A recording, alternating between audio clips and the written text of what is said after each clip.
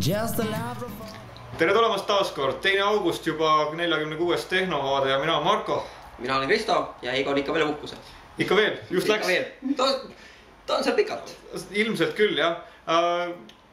Me otsustasime, et siis kuna Eigot ei ole, mina olen praegu ja siis mõtlesime, et teeme saadet ikka ja leidsime suurepärase asenduse, nii et... Ma olin just vaba ka ja... No näed, natukene küll lühem on, nii et peate sellega arvestama, aga no mis teha.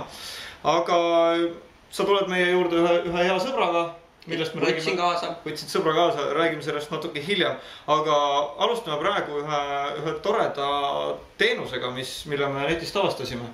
Et Boxify.me on siis lehe nimi ja põhimõtteliselt on see siis failide jagamine teistega.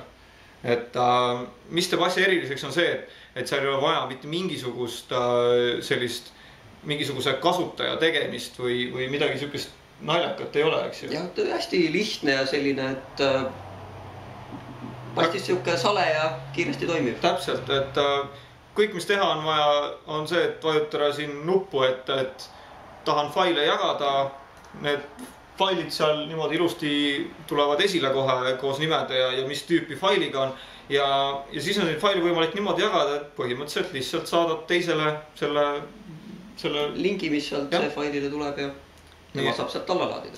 Ja mitte ainult alla laadida, mis on oluline, on see, et see link hakkab toimima kui sellise dünaamilise kaustana. Ehk siis see, kellele sa selle lingi saadad, siis tema saab sinna faili üles laadida ja see tekib sihuke virtuaalne kaust, et kahjuks ei ole väga palju informatsiooni selles suhtes, et palju seal täpselt on. Me pole limiite katsetanud, ütleme niimoodi, aga asi töötab, teised saavad faili lisada, seda olen proovinud ja ma ei tea, tohib küll. Nii et Dropboxile väga hea konkurent. Jah, seda küll. Et ei ole asi keeruliseks ühesõnaga tehtud. Noh, telefoni peal ei ole veel proovinud, et selles suhtes, et seal see toimib. Seal võib olla probleem, aga muidu ikka toimib. Kuule, aga meil on nüüd üks uudis selles suhtes, et see sama Galaxy S2, millest me oleme palju rääkinud ja tuli pressiteade, et nad on juba müünud 5 miljonit eksemplari. Nii et palju õnne neile ja sina oled ka selle 5 miljoni sees, jah? Jah, üks eksemplar on siin. Okei. Kuule, aga räägi natuke selles suhtes, et sa oled nüüd palju seda kasutanud juba? Oma 2 kuud. Okei. Et jaga natuke kogemusi, et mis meeldib ja on midagi, mis ei meeldi ka? No, mis siin öelda saab, ei ole midagi, mis ei meeldiks. Kuna telefon on kiire, ta on sale, ta on kerge, kõik toimib nii nagu peab. Ekraan on kihvt. Ekraan on jah, et ta on kiire reageerimisega. Kõik toimib selles suhtes. Ja värvid ja kõik muu, et see AMOLED ekraan on ikka midagi muud, eks? Just.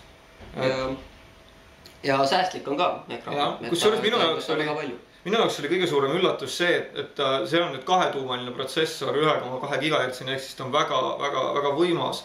Aga et aku peab tegelikult suhteliselt hästi. No sa muidugi natuke hoiad ka, et sa ei kasuta kogu aeg kõike, eks ju. Aku pidamise kohta on see, et nagu on öeldud nutitelefoni kohta, et kui päeva saab hakkama, siis on väga hästi. Päeva saab hakkama. Ja keskmise kasutusega, nagu ütlesid, et kokkuhoidlikult, siis oli peaaegu 2 päeva sihukeste keskmiste kõnedega ja siis natuke internetis ja mitte väga palju pildistamist. Jah, see on ikka väga hea tulemus. Et mis minu enda kogemus selle telefoniga on nii palju, et mitte küll konkreetse selle isendiga, aga põhimõtteliselt, et see, mis paljud räägivad, et see tagumine korpus, et ta ei ole metallist, et see nagu väga ei häiri, et ta ei ole siuke lahtine plastik, eks ta on nagu niivõrd tugevalt, et see nagu ei häiri. Küll aga on alguses vaja varjumist see, et selle telefoni kuju, et ta on hästi teistsugune kui kõik ülejäänud, eks. Et alg see väike nagu kõrgendik siin ja ta on hästi kandiline, et kui sa iPhone'iga oled harjunud, siis võib-olla on hea üle minna, eks ju.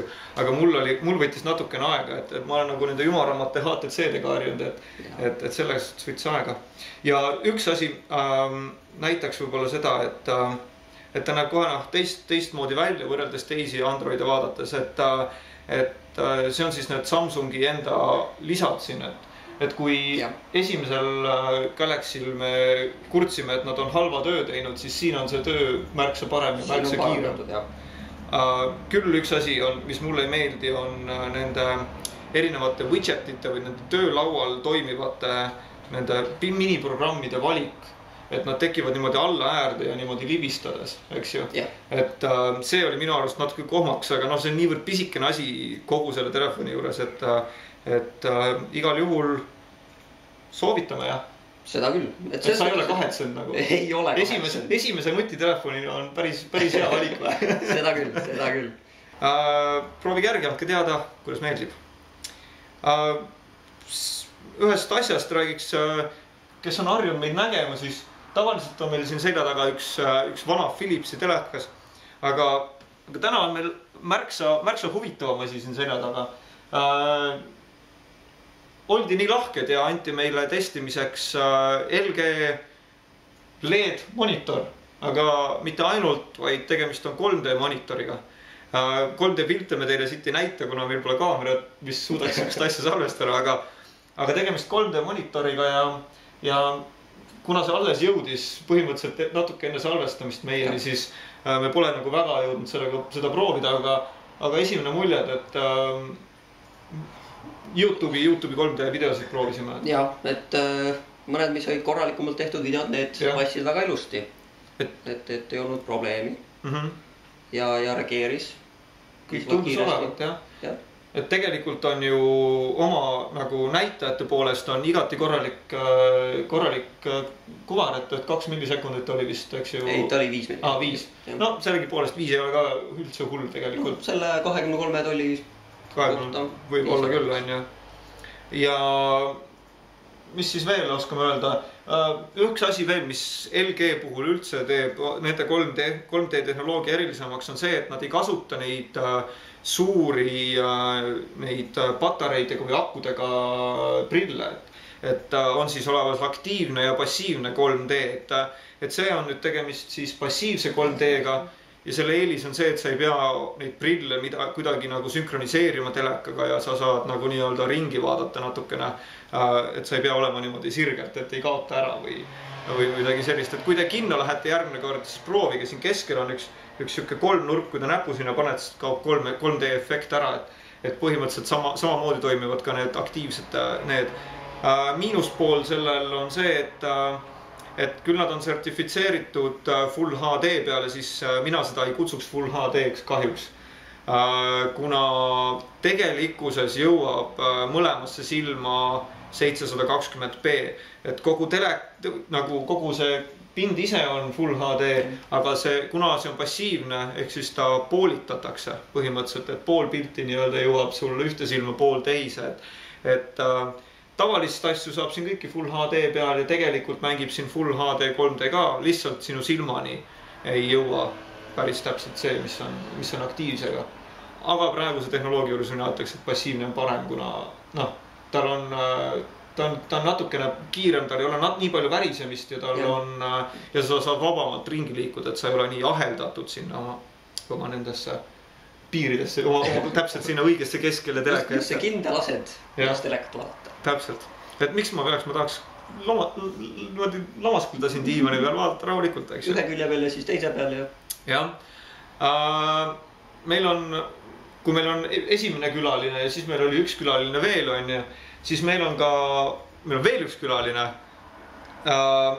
Tegemist on siis põhimõtteliselt selle telefoni kõige suurema konkurendiga. Just. Ehk siis tegemist on HTC Sensationiga.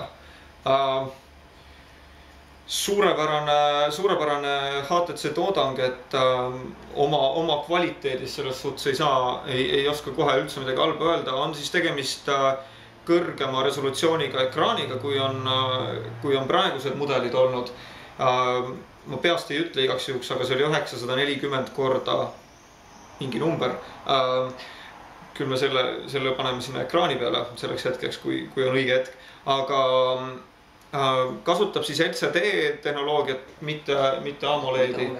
on natuke paksem, on natukene raskem, aga nagu öeldud, siis tal on lihtsalt see suurema resolutsiooniga ekraan ja sama protsessor ehk siis 1,2 GHz kahetuumaline ja jällegi jõudis veel hiljem kui see siia meie kätte. Aga jälle esmamulje on nagu käes on super, täpselt öeldud nagu HTC kvaliteet, on siis uuendatud Sense, mida me ei ole harjunud väga nägema ja toome sellest telefonist teiega ka pikema arvustuse kindlasti oma veebilehel. Aga korraks räägiks ka mõnest äpist, kuna me nüüd kõik suured Androidi kasutajad siin oleme.